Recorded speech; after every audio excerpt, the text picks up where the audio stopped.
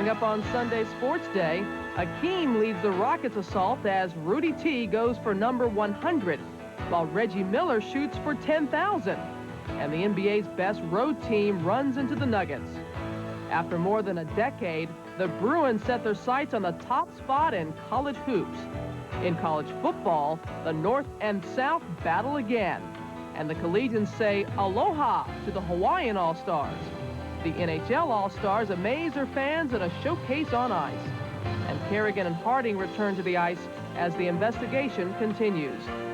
Is today the grand finale for broadcasting's best-known duo? Pat Summerall talks about cruising with John Madden. It's been a working relationship that's worked, obviously, but it's been a friendship that's worked, too. We'll also go out to the fields for today's conference championships. So pay attention. Whoa. We're full of surprises next.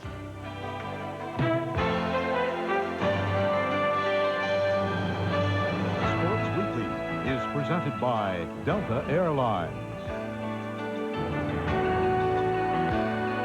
Good morning. I'm Dick Schaap, and welcome to Sunday Sports Day, January 23rd, 1994. 2 hours of news, views, reviews, and previews, highlights and sidelights, cheers and jeers. The Chiefs are in Buffalo today, the 49ers are in Dallas, and we are only 2 upsets away from the most dramatic matchup in Super Bowl history. Montana against Young, Montana against Seifert, Montana against the 49ers.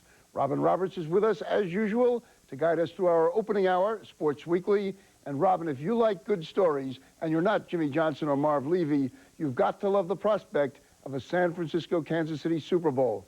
What do you think the chances are? I think it's a realistic chance, but I think there's a better chance that Hollywood will be very upset if that scenario does not happen. Somehow I think the script is already written, Dick. All the romantics will be very upset, too. Okay, we'll check with you throughout the morning, Dick. Also throughout the morning, we'll bring you complete pregame coverage of both conference championship games. We have reporters in Dallas and Buffalo. And, of course, immediately following Sunday Sports Day, Chris Berman and company will go in-depth on NFL Game Day at high noon. Now for last night's NBA action. The Suns were at home facing Portland. The Blazers, winners of 5 straight, had their all-star back for the 2nd game in a row, Clyde Drexler. The Suns are still without their all-star, Charles Barkley, but picking up the slack, Cedric Ceballos looking like an all-star last night. Suns by 2, less than 2 minutes left. Robinson gets the hoop and the foul. He led the Portland Blazers with 34. The Blazers led by 1. Less than 10 seconds. Oliver Miller tries to get it to Ceballos, but Clyde Drexler is called for the foul. Ceballos made both. Suns still have a shot. Robinson goes up. The prayer is not answered, so the Suns win 118-117. Cedric Ceballos tied a career high with 40 points. Dan Marley came off the bench to score 26. Elliot Perry, who was just signed to a 10-day contract, dished out 11 assists. The Cavs continue their 4-game road trip in Sacramento. Chris Mills just keeps with it until it goes in. He had 17. Cavs by 3. Time running out. Get it over to Spud Webb. Falling down, he nails the 3. Mike Fratello, we're headed to OT, but the Cavs would regroup. Larry Nance drains the baseline J. He had 22. The Kings want to hide as they lose 119-109 at home. The Cavs outscored Sacramento 17-7 in OT. Cleveland has won 6 of its last 7 games overall and is 12-5 since December 18th. The Cavs out-rebounded the Kings by 20.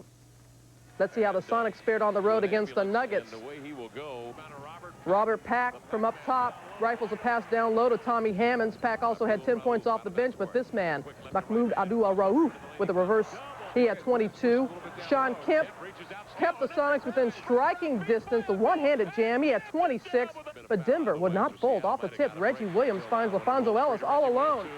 That made it a 9-point game. That's right, Dan Issel. Back-to-back wins over Seattle and Houston. Mahmoud Abdul-Rauf led the Nuggets with 22. Dikembe Mutombo added 18. The 2nd straight win for Denver following a 4-game losing streak. College hoops, Indiana and Northwestern. 2 coaches having a little chit-chat and a little good advice here. Cedric Nellums will get the tough basket in the foul. Northwestern trails by only 4 at the half. This will go down to the final seconds. Damon Bailey loves to go inside. Hoosiers by 1. Seconds later, Wildcats need a 3 to tie. Pat Baldwin from 2. Hoosiers hold on 81-76. Indiana's now 22-0 against Northwestern at Assembly Hall. Allen Henderson with a season-high 26. The Hoosiers are now 11-3 overall, 4-1 in the Big Ten. UCLA could return to the top spot for the first time in 11 years with a win over Arizona State. First half, UCLA getting it done with some creative ball. Ron Ripley goes up. He's stripped by Cameron Dollar. On to Marcus Burns for the hoop. Burns then returns a favor to Titus Edney. UCLA up by 7 at the half. Arizona pushed the ball. Dollar goes in. James Bacon with the block. Riley redeems himself. Game tied at 64. Bill Frieder a bit off balance, but UCLA pushed back. Edney to Ed O'Bannon. UCLA wins 98-81. Edney and O'Bannon with 21 points apiece. Look for the Bruins to move to #1 when the new polls come out. They're 13-0 overall, 6-0 in the Pac-10. They are the only remaining unbeaten team in Division I as St. Louis suffered its first Saturday. Because of Monday's earthquake, Cal State Northridge postponed all athletic events home and away through the weekend, including last night's scheduled game against number 21, Arizona. I should say number 21, California. We certainly are glad you decided to join us again this Sunday morning, especially those of you who may be watching in Los Angeles. Later in the morning, we'll have the latest concerning today's conference championship games in the NFL. The Stars were on ice yesterday at the Garden, and coming up next, all the explosive highlights from the NHL All-Star Game. You know what? It was a bit warmer for college All-Stars in the Hula Bowl. We'll show you who impressed the pro scouts when Sunday Sports Day continues in a minute. A pair of college football All-Star games were on yesterday's schedule, the Hula Bowl in Hawaii and the Senior Bowl in Mobile, Alabama. I took an informal poll here in the studio, and the crew wants to see highlights from sunny Honolulu first. It's nice to know it's warm somewhere. Mainland D didn't get too much sun. Florida State's Corey Sawyer levels Hawaii's Kel Wademeyer. Hawaii pride, don't despair. Garrett Gabriel drops back over the middle. Daniel Ahuna crawls into the end zone. Hawaii leads 13-0. Mainland O stops the tanning. West Virginia's Jake Kelcher, the long bomb. Andre Coleman with the grab. 13-7 Hawaii. Rutgers' Brian Forte, 5 snaps, 3 fumbles, and a safety. He didn't help the mainland, but this sure did. Gabriel's pass tipped into the hands of Tommy Jones, who takes it back 36 yards, and the mainland wins by a final of 28-15. BC's Glenn Foley threw a pair of touchdown passes. The Hula Bowl returned to the college All-Star Hawaii All-Star format for the first time since 1950. Let's head south now to Mobile for the 45th Senior Bowl. Going to come to Luke Dawson at the 1-yard line. Crosses the 30, still on his feet. South up 14-3. This is Lake Dawson. This is how you go from the second round to the first round. 98 yards, the second longest return in Senior Bowl history. Third quarter, South up 28-10. CW Post's Perry Klein hooks up with Shelby Hill. 28-17 South. Go on with your bad self. Fourth quarter, 28-25 South. Marvin Graves finds Derek Alexander open. He gets it down to the 1. LaShawn Johnson scored 1 play later. North up 32-28, but Stan White rallied his troops.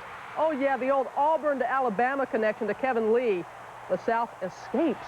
The South's going to do it again. 35-32. Stan White with 4 touchdown passes. He completed 10 of 18 passes for 174 yards.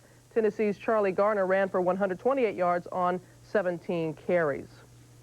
Other action from Saturday. In college hoops, UCLA remained undefeated, and St. Louis hoped to do the same. While in the NBA, the Bulls and the Pacers went at it again, with Reggie Miller on the verge of accomplishing something a Pacer had never done before. Friday night in the Windy City, a little premature celebration bowing to the Chicago fans, and Saturday in Indianapolis, it's Scottie Pippen, the ferocious dunk over Rick Smits.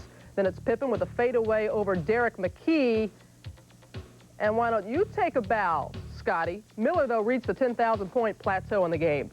The Jazz and the Rockets. Brian Russell drives to the hoop. Akeem is there. Vernon Maxwell gets the ball and slams it home. Akeem can do it on offense as well, as you know. The nice baseline drive for the slam. He had 40 points. Late in the fourth, Rockets up by 2 off the Mario Elie miss. Akeem with the steal. Rudy T, you got victory number 100. Roy Williams hoping not to lose 2 in a row. Kansas, Iowa State. Jacques Vaughn, the drive to the hoop. Nobody stops him for 2. Johnny Orr sees one of his players pick up the game for his squad. Julius Michalek, the jumper. He had 22, 11 of which opened the second half of the Cyclones. But Kansas in the end, Vaughn, as he's falling, dishes to Pat Ritchie. Kansas wins 78-71. St. Louis and Marquette, temper. Marquette, though, with the last laugh. Damon Keefe feeds Jim McIlvain. Marquette hands St. Louis its first loss. Arizona and USC, long game for USC's George Raveling. And for Khalid Reeves, who was on fire from three. Reeves again for three. One more three. He finished with 21 as Arizona pulls away to a 83-74 victory. Here are the rest of Saturday's scores in the NBA.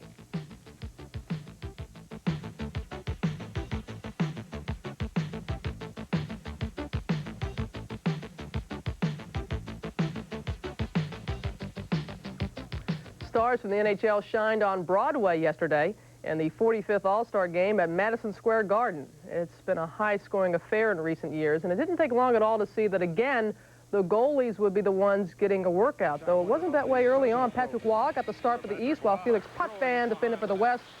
They had it easy early, but then the barrage started. Jeremy Roenick for the West, Bob Kudelski for the East. Sergei Fedorov gets in on it for the West. Lindros playing in his first All-Star game on the breakaway for the East. Brendan Shanahan scores for the West. The rookie, Alexei Yashin, on the rebound for the East.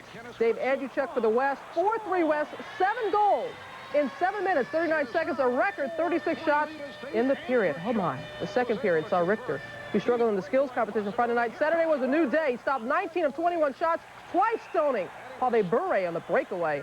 Then it was Mark Messier giving the New Yorkers more to cheer about. But the West was still up 6-5 going to the third, and the West was still wild. Bure and Sandus Osalis to give and go with the Beezer. He's frozen. The West would lead 8-6. But this was a game. 3 unanswered goals by the East, included the winner here by Yashin. 9-8 West in a wild one. The teams combined for 102 shots to break an all-star record. Mike Richter stopped 19 of 21 shots and was named the game's most valuable player. The second straight year that a Ranger was named MVP. Mike Gartner took the honor last year. Today's NFC Championship game will mark the end of CBS's coverage of the NFL. Later in the morning, longtime play-by-play announcer Pat Summerall will sit down for a very candid Sunday conversation. Coming up next, Team USA continues to prepare for the upcoming World Cup. We'll show you how the Americans made out yesterday against the Swiss. Fourth round of the Australian Open is underway down under. Pete Sampras defeated Yvonne Lindell in 3 sets, 2 of them tie breaks. Defending champ Jim Courier had an easier time, winning 3, 4, and 2. On the women's side of the net, top seed Steffi Graf continues to cruise, winning 1 and 2. Gabriela Sabatini with an impressive win over Mary Pierce, 3 and 3. And Lindsay Davenport with the upset, beating Mary Jo Fernandez in 3 sets. Many would just rather forget this week ever happened. Mother Nature was in a foul mood, from the devastating earthquake in California to the Arctic weather here in the Northeast. Chris Myers tells us how the quake also rocked the sports world this week. It's been a rocky beginning to 1994. Only 3 weeks into the new year, Southern California suffered an earthquake measuring 6.6 on the Richter scale. Sports, of course, pushed to the back pages, but did not escape its share of damage. Anaheim Stadium, the Big A, suffered major structural damage to its large scoreboard, totaling approximately $3 million. The campus of Cal State Northridge was also affected by the quake. The team did not play in L.A. on Monday. The Cal State Northridge team did decide to cancel its next 2 games against Air Force and California to return home. I personally had an experience. I was talking to my sister on the phone. It was about, I'd say about 3:30, and we were on the phone. She was telling me, she was giving me the assessment of the damages and so on and so forth, and she started screaming as an aftershock had hit. And at that time, I felt probably the most helpless I'd ever felt.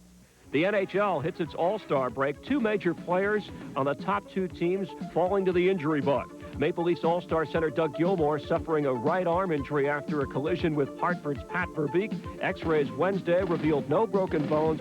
Rangers right winger Mike Gartner underwent successful arthroscopic surgery to his right elbow on Wednesday. He'll miss up to 2 weeks. Gartner, who scored his 600th goal earlier this season, also missed a chance to defend his title as fastest skater in the NHL during the break. Things began clearing up a bit on a few fronts this week. Thursday's Phoenix Gazette reported a source saying that Joe Bugle will be retained as head coach by owner Bill Bidwell. The Cardinals' fast finish and continued player support appear to have won over Bidwell.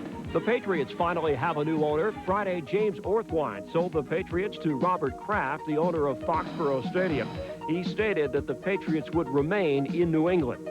Evander Holyfield has determined his next opponent. Although no official announcement has been made, it is believed that Holyfield will defend his WBA and IBF title against #1 contender Michael Moorer.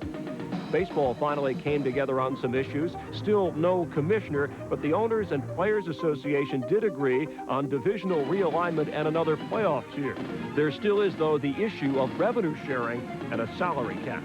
Someone who's taking baseball very seriously these days, Michael Jordan. Jordan says this is not hype. He really wants a chance to play the game.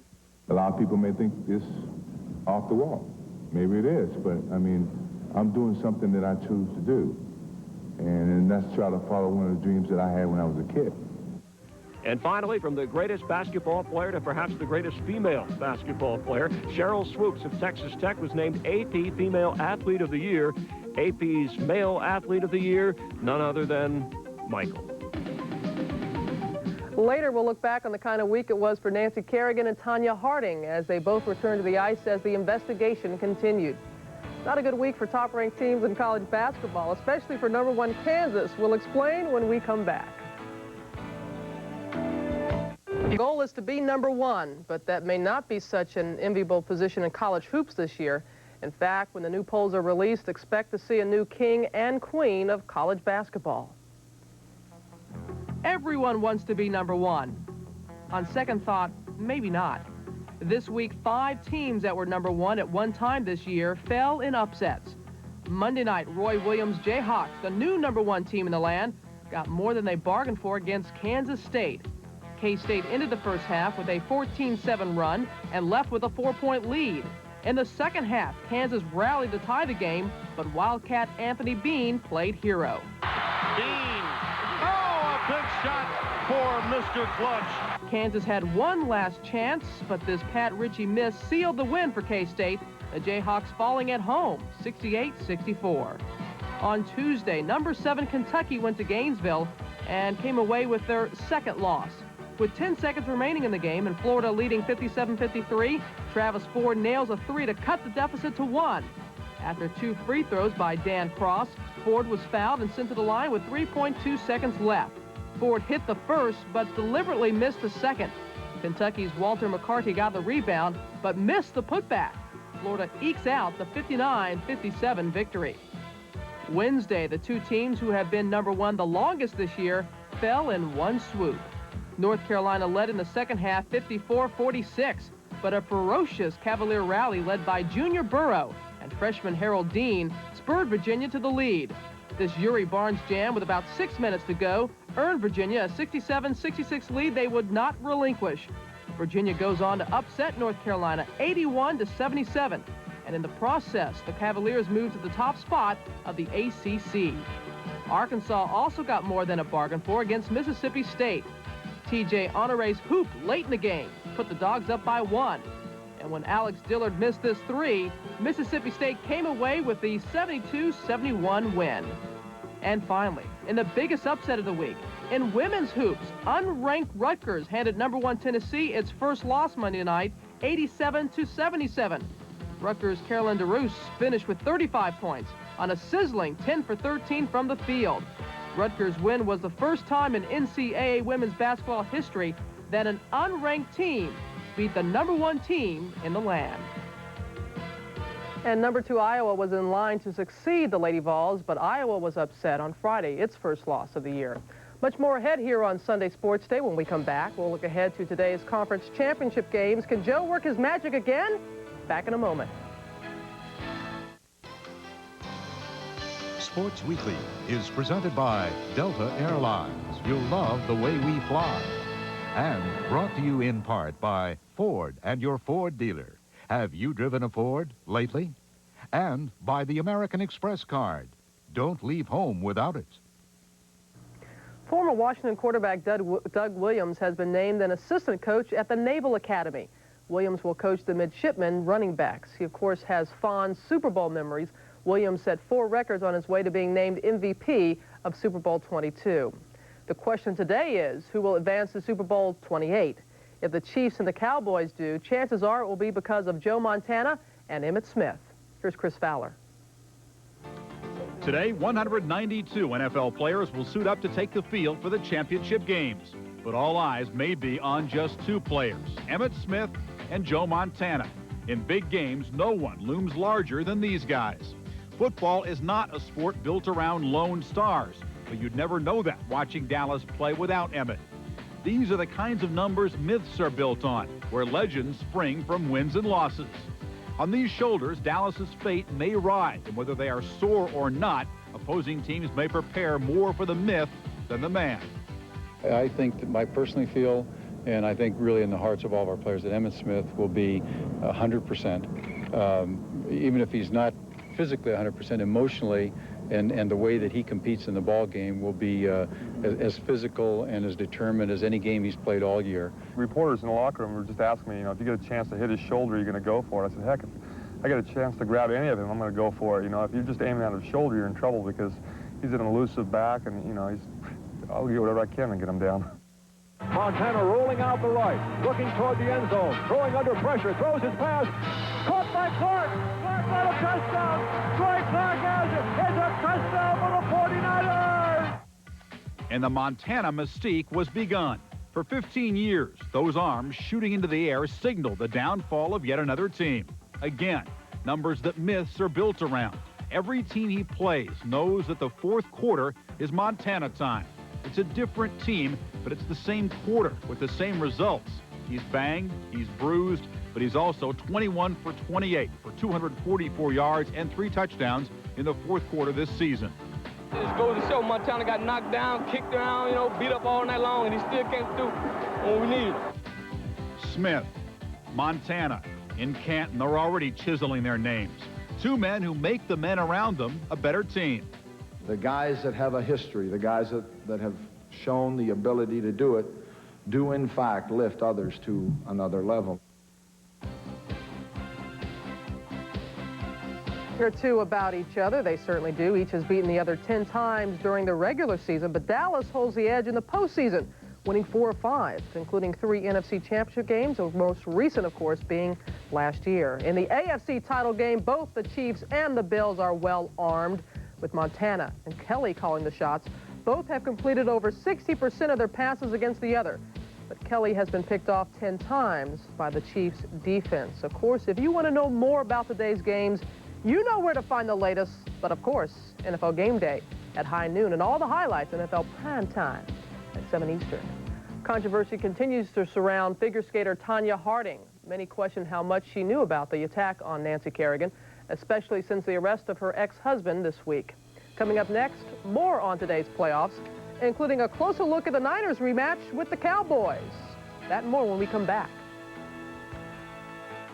Back to Sunday Sports Day, everyone. We're about 2 hours away from the kickoff of the AFC Championship game in Buffalo.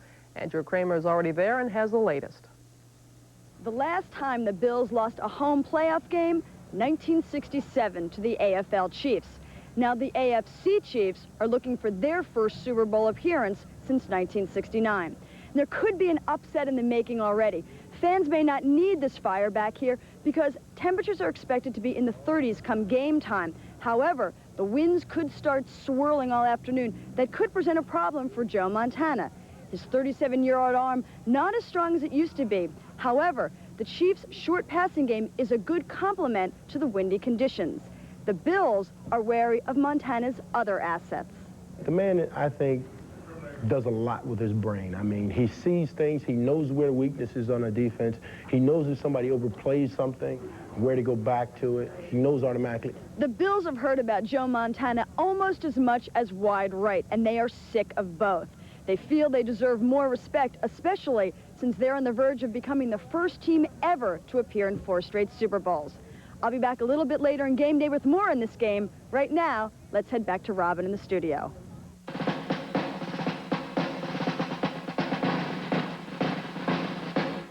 It is time for Face Off, our weekly war of words, wit, and wisdom. And as you may have noticed, 2 of the 4 quarterbacks remaining in the NFL playoffs used to be teammates. Only a year ago, Joe Montana was still with the San Francisco 49ers, but even after winning 4 Super Bowls, he was playing behind Steve Young, who used to play behind him. After the season, the 49ers decided they'd stick with Steve and let Joe go, a decision that so far has worked out nicely for all parties. Was it a wise decision or a dumb one? Which one would you rather have today, Montana or Young? Which one would you rather have next year or 2 years from now? That's the subject of our face-off today between Mike Lupica, who is a Montana man, and Bill Conlon, who has a lot of responsibility for a Young man. Conlon kicks off. My answer is Young, Young, Young, and Young. Mike, this is not like Babe Ruth getting shunted off to the Boston Braves. Okay, this was a sound business decision that had to be made by a great football organization. It was a matter of picking between an NFL MVP or a guy who had been injured for 2 years. I don't think nostalgia was trampled in this. George Seifert didn't want to coach Joe Montana. He wanted to start fresh with Steve Young. This was a dumb decision because, first of all, the dumbest thing I ever saw in sports was Joe Montana in a big game, healthy, standing on the sideline while they lost the NFC Championship game, which they would have won last year if he'd been the quarterback. Young's a wonderful player. He's Gene Kelly. The other guy's Fred Astaire. You'd have a better chance with Montana today. Okay, despite this dumbest thing you've ever seen, what we've been given with these dumb moves is probably the greatest possibility for an all-time confrontation between future Hall of Fame quarterbacks in the history of the game. Steve's on his way to the Hall of Fame, If Montana can do the thing today, you say that he can do it. When did Steve get on his way to the Hall of Fame, Bill? Well, he's already got his NFC MVP and his NFL MVP. He's got a good chance. He's got credentials. Excuse me. The object and of maybe today he takes another step and wins a big game. Maybe he will. But the object of the game is to win Super Bowls. They had a guy who'd won 4, who was arguably the greatest big game performer ever.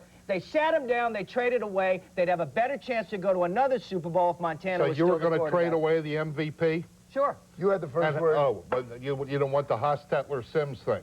No, I just want the greatest quarterback to ever play. I will judge this debate next Sunday night. I will tell you. Yeah, I'll tell you who wins. Brave. Stick around for the sports reporters coming up on the hour. Bill Roden joins Conlon and Lupica for much more on Montana and Young, and Kelly and Aikman, and Nancy and Tanya. Robin? Thank you, gentlemen. Still to come, a look back on this week's action in the NBA. The Golden State Warriors waited to the last possible second to beat the Atlanta Hawks. Coming up next, Nancy Kerrigan returned to the ice this week, and she's anxious to regain her old form. After I kept going, it loosened up more and more and felt better. But it's kind of boring. I want to jump.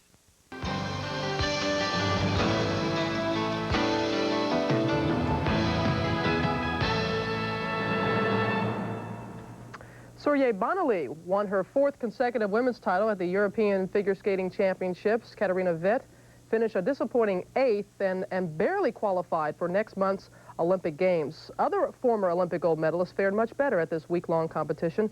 Victor Petrenko won the men's competition. Jane Torval and Christopher Dean of Britain the ice dance. And it was a Russian sweep in the pairs. As far as figure skating back here at home, the story continues to revolve around Nancy Kerrigan and Tanya Harding. With every passing day this week, there was a new development. On Monday, Nancy Kerrigan returned to the ice for the first time since the attack for a limited workout. I was kind of stiff at first, my knee, but everything kind of is in the morning, but my knee especially. And after I kept going, it loosened up more and more and felt better. But it's kind of boring. I want to jump. Meanwhile, in Portland, Tanya Harding also practiced and then talked briefly about the investigation. For me, it's been really, really hard. I mean, it's just kind of another thing I have to get over. And, you know, I may not be the normal figure skater image that everybody wants me to be, but I'm my own person. On Tuesday, Harding worked on her own and met with authorities for more than 10 hours, during which time she announced she was separating from Jeff Gillooly again. A major arrest in the case followed early the next day. Ladies and gentlemen, we have received Mr. Jeffrey Scott Gillooly on charges of conspiracy to commit assault Bail is set at $20,000. Speculation continued that Harding was involved in the attack, but authorities would not confirm that. We haven't said that she's a suspect, and we haven't said that she isn't. Will you continue to question her? I can't speculate on that. I'm in communication with her attorneys and plan to talk to her attorneys again. Meanwhile, police released an affidavit from Sean Eckhart, Harding's bodyguard. Eckhart charged that Harding had made 2 phone calls inquiring about Kerrigan's practice schedule, and that if questioned, she would claim to have made those calls in an effort to get Kerrigan to sign a poster for a fan of Harding's. I can't make any comment, and you guys know I can't. Even about the phone calls that you apparently made to Boston? I have no comment because I don't know what I'm supposed to say yet, okay? On Thursday, the Oregonian newspaper published an interview with Eckhart in which he said, quote, "She was PO'd and disappointed that these guys weren't able to do what they said they were going to do. And why hasn't it happened yet?" Eckhart also told the newspaper that Gillooly offered a $10,000 check from a United States Figure Skating Association fund as a bonus if the attack on Kerrigan was carried out immediately. Harding continues to train, saying that is her way to escape. My skating, like I said, is my life, and that's the only time that I actually right now I'm getting any enjoyment at all. I'm as anxious to talk to you guys as you are to me, and as soon as I know something, you'll know something, and you guys will probably know before I know. A Portland, Oregon grand jury continues to probe Harding's possible involvement in the alleged conspiracy to attack Kerrigan. Once again, Harding and Jeff Gillooly have split up. It's not the first time, and as Charlie Steiner reports, if their history is any indication, it may not be the last. This is Tanya Harding at the age of 15, about the time she met 18-year-old Jeff Gillooly. 4 years later, in March of 1990, they were married. It has been a turbulent relationship ever since, and on the surface, it has the appearance of the classic battered wife syndrome. He's hurt Tanya in the past. He's always come across as a very rough person, very uncaring. You know, he just wants to make it to the top, and he doesn't care who he has to step on. I have heard that he cuffed her around pretty good, and she used to say she backed into the wall or something or fell skating, but black eyes don't come from that. It feels like a classic domestic violence situation where the woman may be a star in her own right, but there's still a man there who controls everything. We've heard reports of how she's been isolated and how she's been battered and how she had to get restraining orders out against him. Within 15 months of their marriage, Harding had filed for a divorce from Gillooly, but they would reconcile. There was little question to those closest to Harding that Gillooly had become an overbearing presence in her life and her career. This is her former coach, Dodie Teachman. I believe that in terms of our relationship, I think that Jeff came between Tanya and I. He was going to be her manager in all of this, and you know, we pleaded with her to get a professional manager, you know, a professional, somebody to represent her who knew how to play that game, not her husband. It just doesn't work. But he wanted that control. Gillooly quit his job with the Oregon Liquor Control Commission to become Harding's full-time manager. But by July of 1993, Harding's marriage hit turbulence again. She sought a restraining order demanding that Gillooly stay away from her. In her request, she maintained it had been an abusive relationship for 2 years. By the end of August, they divorced. But within weeks, Harding asked that the restraining order be dropped, and once again, they had reconciled. They had been living together ever since, until they separated again last Tuesday night. And there have been more bizarre allegations concerning Tanya Harding over the weekend. This morning, the Oregonian newspaper reported that last summer, Harding told 2 men who worked out with her at a local gym that she wanted them to knock her husband, Jeff Gillooly, out of the picture altogether. According to the report, the 2 men did not take Harding seriously. Still to come, our Sunday conversation with Pat Sumrall, as he and longtime partner John Madden prepare to do their final NFL game today on CBS. Coming up next, thank goodness we haven't seen the last of Shaquille O'Neal and Patrick Ewing. They renewed acquaintances this week. We'll show you what happened next. Here's a look at how the top 25 teams in the land fared on Saturday in college hoops.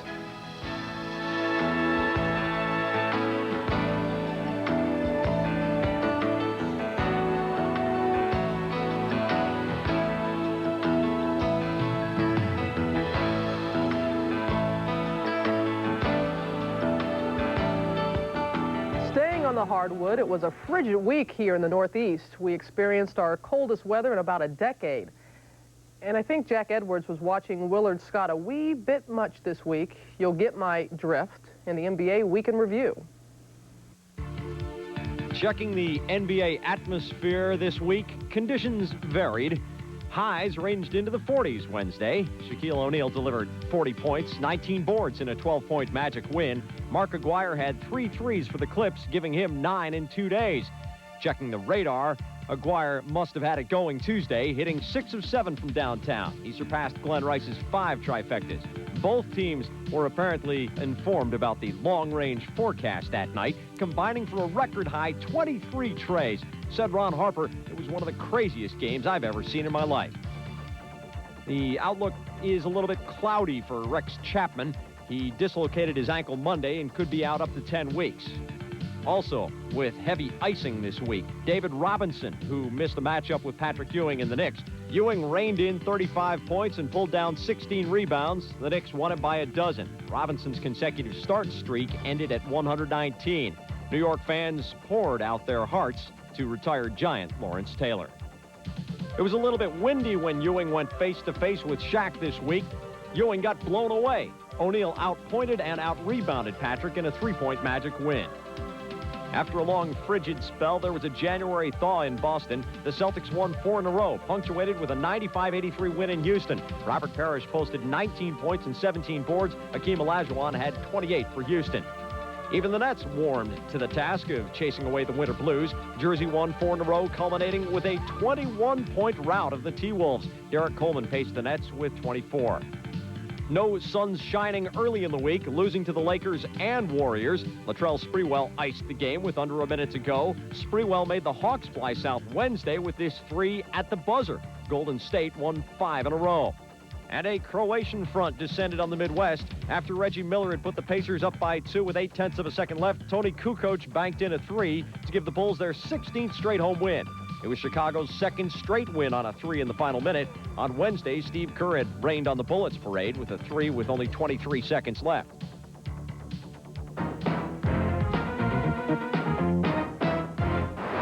Pretty nice, huh? I got mine. That gets my heart pumping. It's back. ESP, the 2nd Annual American Sports Awards, a celebration of the stars. February 28th at New York's Paramount Theater. And, backed by popular demand, you, the fans, will once again be voting for the year's most outstanding performances and plays. Today's category, Most Outstanding Hockey Play of the Year. Pavel Bure doing... Sports Weekly is presented by Delta Airlines. You'll love the way we fly. Let's take a look at how the top 25 teams in the land fared on Saturday in women's hoops.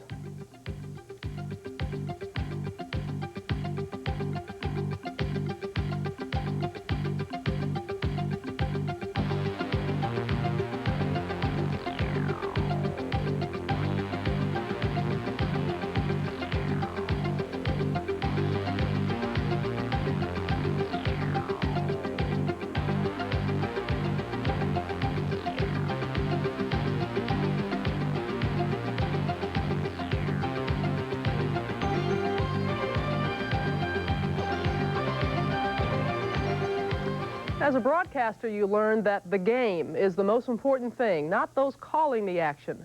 But there are exceptions, and John Madden and Pat Summerall are certainly 2 of them.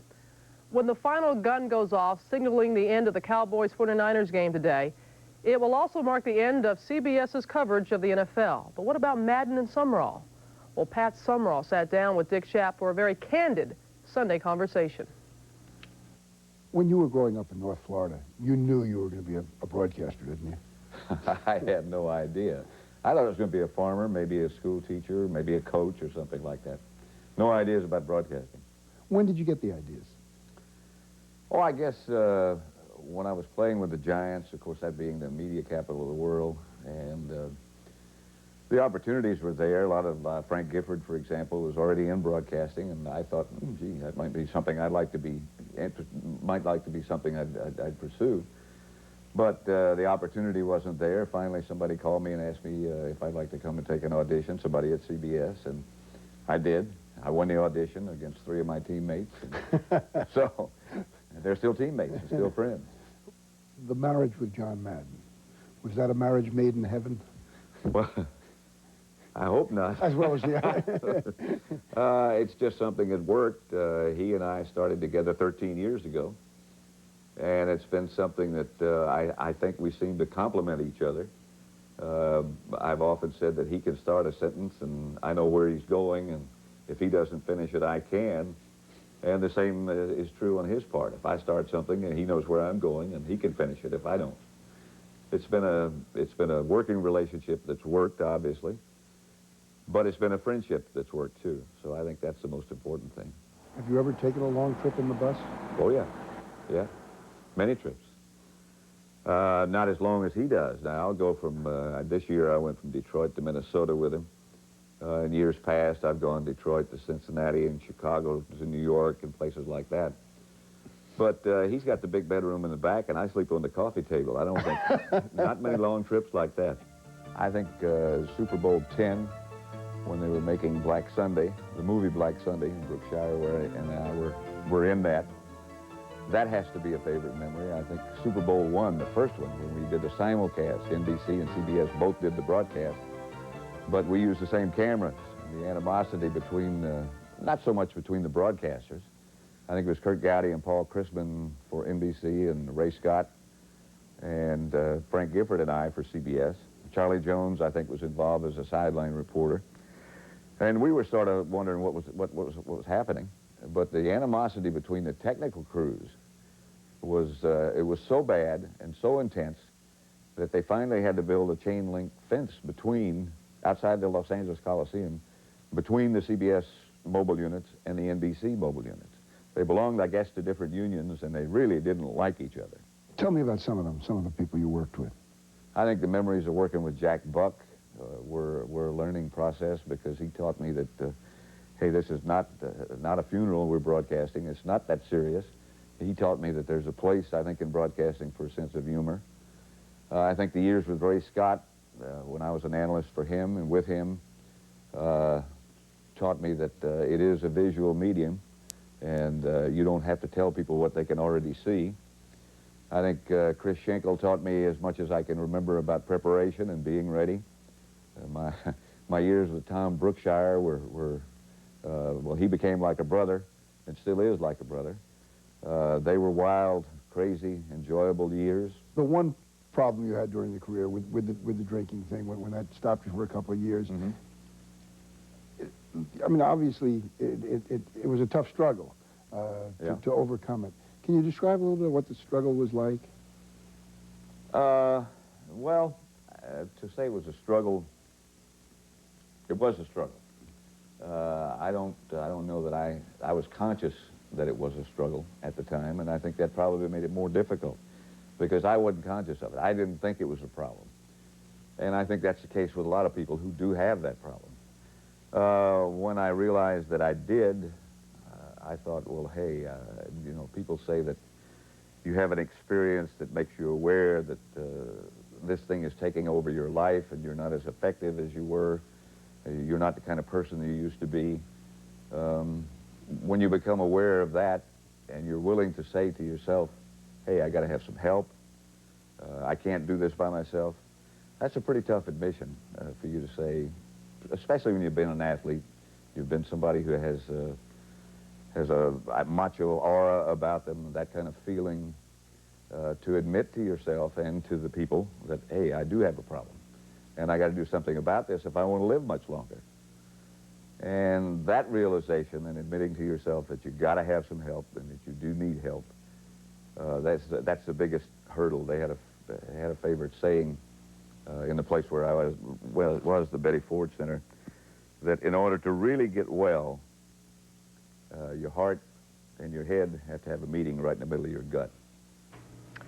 It will no doubt be quite an emotional time for the folks at CBS this afternoon as they end their coverage of the NFL. They've been covering the NFL, of course, since the 1950s. John Madden, Pat Summerall, doesn't get any better than that. Quite a team, and reports this week that they may be moving on, of course, to the Fox network. We wish them all very well. It's been enjoyable watching them on CBS. Keep in mind, I'll be back in 30 minutes with a Sunday morning edition of SportsCenter. Chris Berman will be along with news and notes from the NFL as we look ahead to today's conference championship games.